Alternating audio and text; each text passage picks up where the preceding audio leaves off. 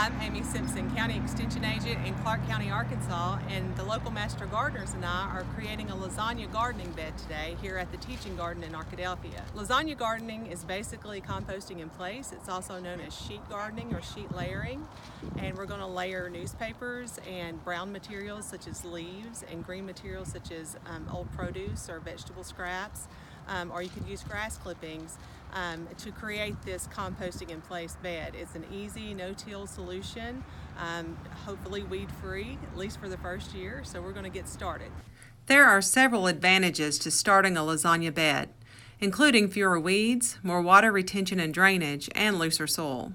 Before you begin, make sure you've chosen a site that receives at least 6 hours of sunlight a day. Mow down the grass or other vegetation in the area and remove any persistent, hard-to-suppress weeds. As you start to create the bed, make sure you make it only 3 to 4 feet wide. This will allow you to easily work the center of the bed. The first layer of lasagna gardening beds is usually newspaper or cardboard. We're using newspaper at the moment, and we started with just laying the newspaper down and wetting it down. But the wind's picking up. It's not working. It's blowing our newspaper everywhere. So now we've got our handy dandy 5-gallon bucket out, and we've got some water in it, and we're dunking the newspaper before we put it down, and it's working much better. As I mentioned, the first layer of a lasagna garden is a thick layer of overlapping newspaper or cardboard. Do not use any of the slick colored ink types of paper. This layer is important for weed suppression. Wet the newspaper or cardboard down before moving on to the next layer. The rest of the lasagna garden will be layering brown and green layers. The brown layers supply the carbon, and the green layers provide the nitrogen necessary for the composting process.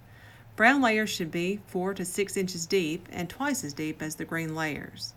What can you use for brown materials? Well, there are several options, including fall leaves, shredded newspaper, peat moss, straw, or chopped stalks or corn cobs.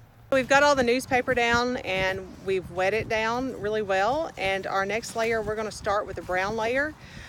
We're using leaves. Now we're moving on to the first green layer. The green layer is usually about half as deep as the brown layer, so we're going for 2 to 4 inches here.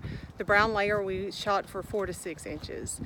For this layer we're using produce that was taken from the shelves at the local grocery store, and they allowed us to come pick it up, and so we're thankful for that. As I mentioned, the green layers provide the nitrogen component needed for the composting process. There are also several options you can use for green materials, including grass clippings, fruit and vegetable scraps, used coffee grounds or tea bags, composted manure, or cottonseed, soybean, and blood meals. The bottom line is use whatever is available to you. This layer should only be about 2 to 3 inches deep. Be sure to wet down every layer as you add. Okay, we've added a layer of compost on top of the green layer.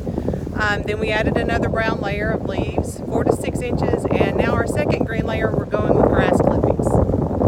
Okay, we finished for the day. We ended up doing 2 brown layers and 2 green layers, and we ended up putting quite a bit of super soil on top, which is just a mix of topsoil and compost, to hold the top layer of greens down in case it dries out. We have watered every layer as we put it down, and we do plan to add more layers as we get more materials available to us.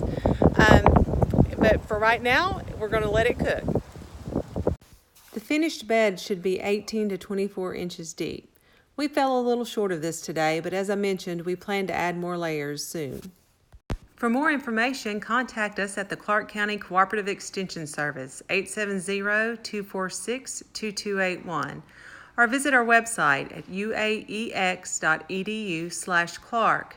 There you can see all of the Clark County agent social media feeds, and you can keep up to date on the activities at the Teaching Garden.